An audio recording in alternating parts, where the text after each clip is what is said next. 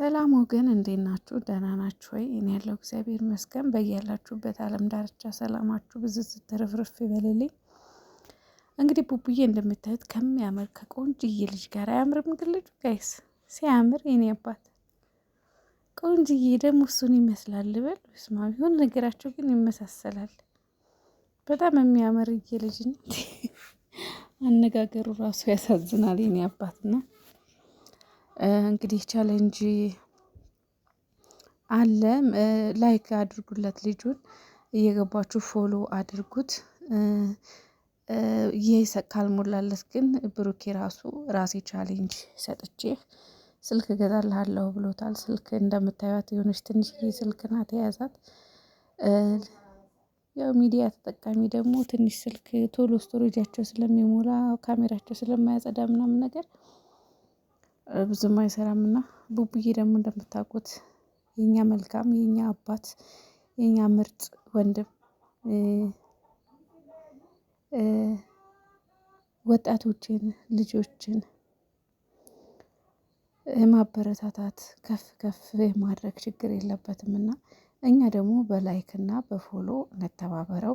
ምንም ከኪስ የሚወጣ ነገር የለውም። ምንም ከኪስ የሚወጣ ነገር የለም። መልካምነት ብቻ በቂ ነው ይሄን ለማድረግ። እና ሁላችሁም እየገባችሁ ይሄን ልጅ ፎሎ አድርጉለት፣ ላይክ አድርጉለት። ከዛ ያው ስልኩ ይገዛለታል ማለት ነው። ልጁ ሚዲያ በጣም በጣም በጣም በአጭር ጊዜ የሚፈምስና ትልቅ ደረጃ የሚደርስ ልጅ ነው፣ ያስታውቃል።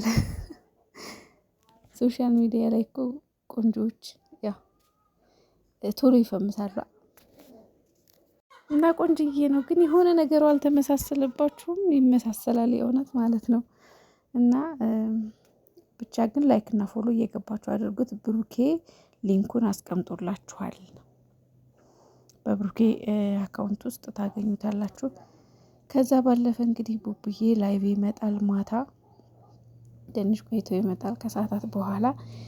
አብረን ጥሩ ጊዜ እናሳልፋለን፣ ፏፈሽ እንላለን። ተዘጋጁ ታብታብ ለማድረግ። ሌላ ቢቀር ሌላ ማድረግ ባንችል ያው ታብታብ ማድረግ እንችላለን። ታብታብ እያረግን አብረን እናመሻለን። ግን ላይቭ ሲገቡ ግን አትረብሹ። አንዳንድ ረባሾች ላይቭ ሲገቡ ጠብቃችሁ ያልሆነ ነገር ምትጽፉ። ትላንትና አሁን መሌና ሀብቴ ላይቭ ነበሩና ነበርኩኝ እዛ። ስማ የሚጻፍ ኮሜንት በገዛ እጃችሁ ግን ለምንድነው ክብራችሁን የምትቀንሱት? በገዛ እጃችሁ ለምንድነው የሆነ በቃ የምትገመቱት? በጣም ይደብራል። ምንም አያገናኘውም። ትላንትና ስጽፉት የነበረው አጸያፊ አጸያፊ ኮሜንት ደግነቱ ምንም እየታገሰ ነበር ሀብቴ እና መሌም ጋር የምትጽፉት ኮሜንት በጣም ያስጠላል።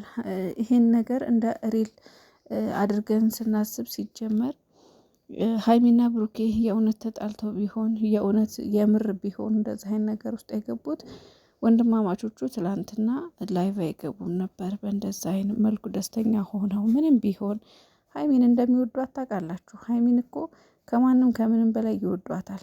ስለዚህ ተረጋጉ። ዝም ብላችሁ ላይክ ማድረግ አትችሉም እንዴ? ላይክ ባንዱ በቃ ምንድነው? ስድብ ምንድነው? ይሁን አጸያፊ አጸያፊ ይደብራል። መሌ የሆነ ሰዓት ላይ ግን በጣም አሳቃኝ ታውቃላችሁ።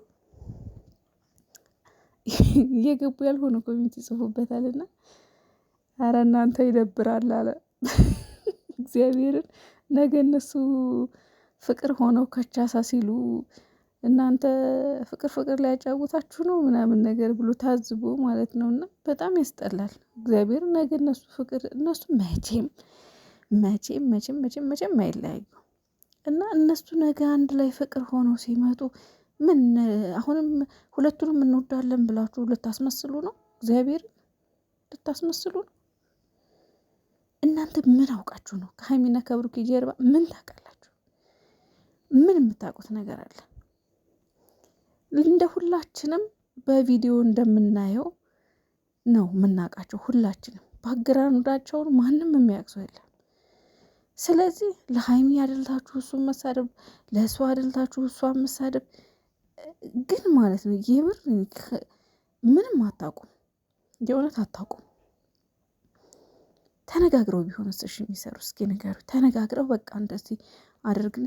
እኔ እኮ ስለምሰራ እኮ ነው እንደዚህ አይነት ስራ እኮ ለምሳሌ ቲክቶክ ላይ አሁን ላይ ያለሁበት ኮንዲሽን ከአረብ ሀገር ከገባሁኝ ወዲህ ያለሁበት ኮንዲሽን ያው አግብቻለሁ፣ ትዳር ላይ ነኝ። እንደገና ደግሞ አሁን ላይ ነፍሰ ጡር ነኝ። እንደዛ ግን ያው አቆም ያለሁኝ እንጂ ከታዋቂ ቲክታከሮች ጋር ማለት ብዙ ፎሎወር ካላቸው ቲክታከሮች ጋር እሰራለሁኝ። ሾርት ሙቪ ማለት ነው።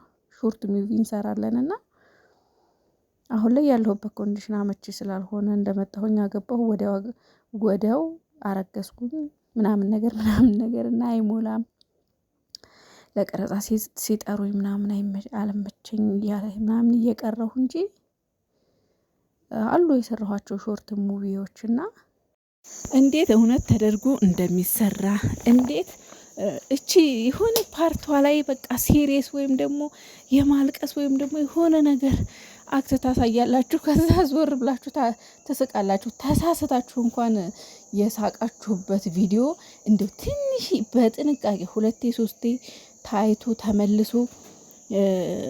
ተመላልሶ ተደጋግሞ ታይቶ ነው ወደ ሚዲያ የሚለቀቀውና ማሮቼ ተረጋጉ። ይሄን ነገር ተነጋግረውም ሊሰሩት ይችላሉ። ታው ማለት ትርፍ ቃል አይወጣችሁ ነው። አትሳደቡ ነው የምለው፣ ሌላ አይደለም። አስተያየት አትስጡ አይደለም፣ አትተቹ ምን አልልም። ግን ይሄ አስጸያፊ ቃል ግን አትጻፉ።